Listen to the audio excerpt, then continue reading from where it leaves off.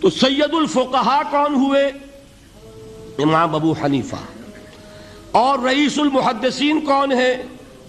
امام بخاری۔ یہ ساری جو میں نے اس وقت آپ کو تمہید بیان کی، وہ اس مسئلے کے لیے پریشان کن مسئلہ یہ ہے کہ امام ابو حنیفہ کی طرف یہ بات منسوب ہے کہ وہ یہ فرماتے ہیں الایمان قول،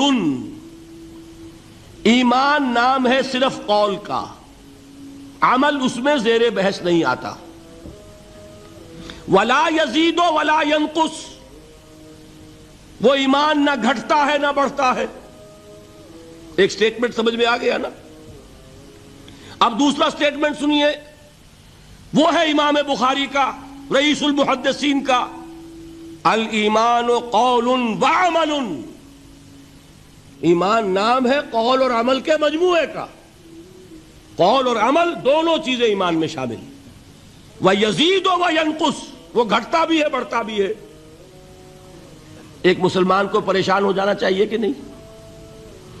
ایمان جیسی بنیادی بات، سارا قصر تو یہیں سے تعمیر ہونا ہے، جڑ بنیاد ایمان ہے۔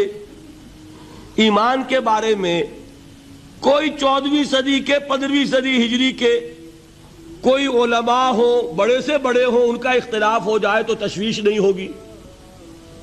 یہ کن کے درمیان اختلاف ہو رہا ہے؟ رئیس المحدثین امام بخاری اور سید الفقہاء امام ابو حنیفہ۔ اور کتنا بنیادی اختلاف، بظاہر متضاد باتیں، بظاہر کہہ رہا ہوں میں نے کہا تھا مجھے پہلے آپ کو پریشان کرنا ہے، پھر تاکہ آپ کی سمجھ میں بات آئے یہ پریشانی رفع کیسے ہوتی ہے، اسی سے علم میں اضافہ ہوتا ہے۔ بات جو ہے وہ گہرائی کے ساتھ سمجھ میں آتی ہے کہ مسئلہ پہلے سامنے ہو۔ مسئلے کی اہمیت سامنے نہیں ہوگی تو آپ توجہ اتنی نہیں کریں گے۔ تو دیکھیے تضاد کتنا ہے، بعد المشرقین جسے کہتے ہیں ہم اپنے محاورے میں، کہ ایک مشرق کی بات ہے تو دوسری مغرب کی ہے۔ الایمان قول، نہیں، الایمان قول وعمل، تضاد ہے نا۔ لا یزید ولا ینقص، نہیں، یزید وینقص۔ تو یہ تو معلوم ہوتا ہے کہ بہت زبردست اختلاف ہے جو حل نہیں ہو سکے گا۔ اللہ تعالیٰ کا شکر ادا کرتا ہوں، اس نے اس کا حل سمجھایا۔ اور کیسا سمجھایا؟ میں پورے انشراح صدر کے ساتھ کہہ رہا ہوں، اس میں کوئی تصنع نہیں، کوئی تکلف نہیں۔ میرے نزدیک دونوں باتیں 100% درست ہیں۔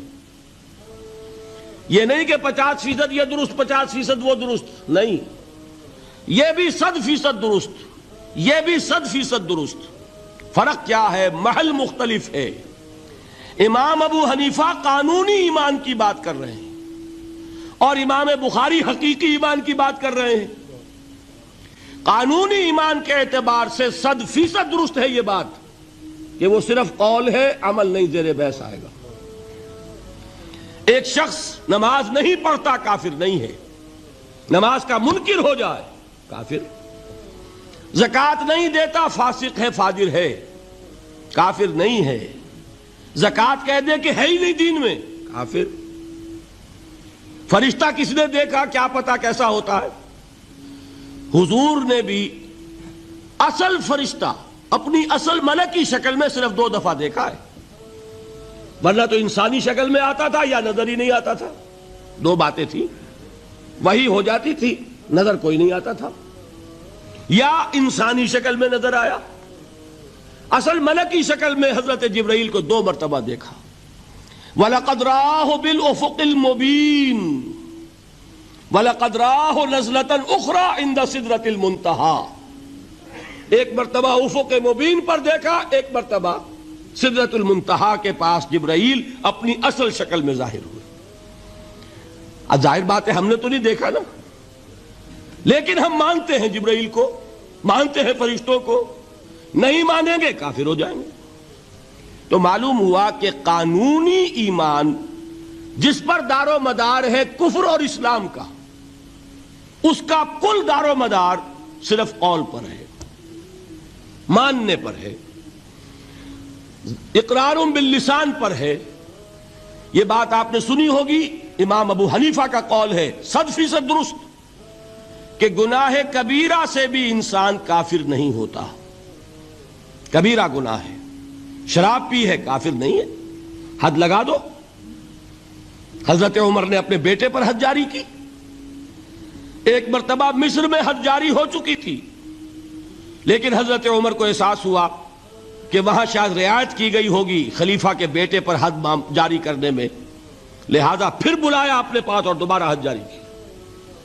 حد جاری کرو لیکن کافر نہیں ہوگا. اگر کسی سے زنا ہو گیا ہے، میں آپ کو واقعہ سنا چکا، غامدی خاتون، حد جاری ہو جائے گی، لیکن یہ کہ اس کو کافر نہیں کہہ سکتے. کافر کیا کہیں گے؟ میں تو سنا چکا آپ کو کہ ذرا کسی نے کہہ دیا بے حیا عورت تھی تو حضور نے کیسی ڈانٹ پلائی ہے، کتنا اس کا رتبہ بیان کیا ہے. اس نے تو وہ توبہ کی ہے کہ مگر مدینے کی پوری آبادی پر اس کو تقسیم کر دیا جائے تو سب کی نجات کے لیے کافی ہو جائے.